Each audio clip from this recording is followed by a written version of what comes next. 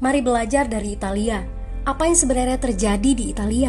Apa yang bisa kita jadikan contoh agar tidak terjadi di Indonesia? Kreatif konten ini berasal dari artikel warga Italia, dipersingkat dan dilengkapi data agar lebih mudah dipahami.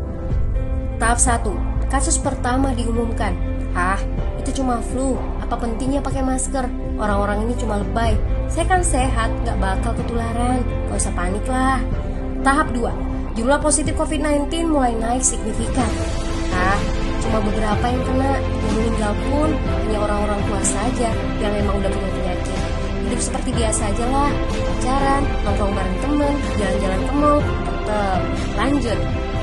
Tahap ketiga, jumlah kasus meningkat dengan cepat, berlipat ganda dalam 1 hari. Tingkat kematian pun bertambah. 7 Maret, lebih dari 5.000 kasus positif COVID-19. Zona merah diberlakukan di Italia.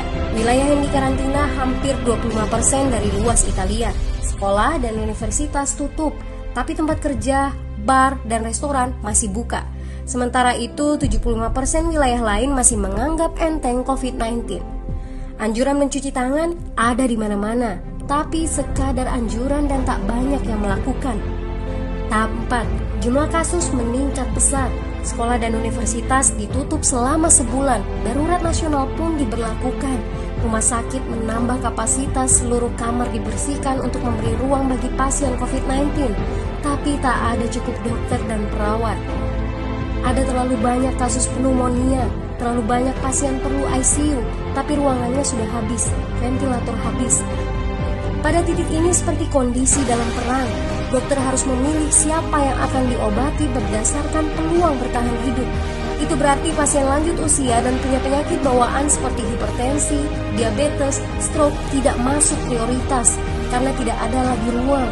Sistem layanan kesehatan seketika runtuh.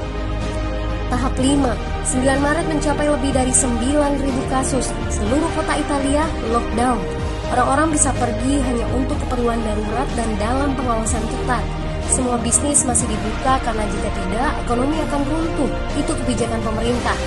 Mulai ada ketakutan, orang-orang mulai memakai masker dan sarung tangan.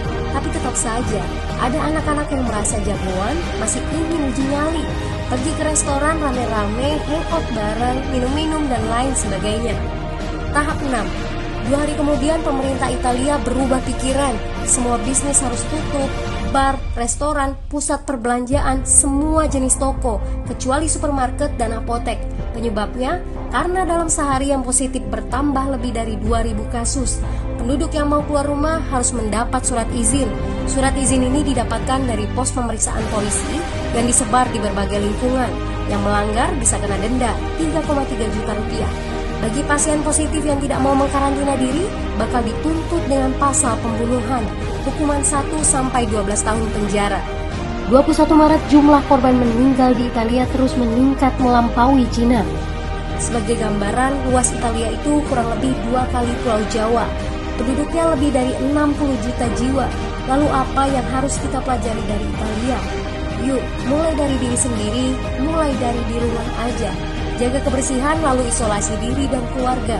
Tidak keluar rumah kecuali sangat penting. Ini saatnya memulai solidaritas. Yang mampu harus mulai membantu yang tidak mampu. Ini adalah bentuk usaha dan doa kita semua.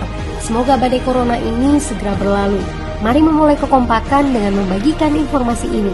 Di rumah aja, mari belajar dari Italia.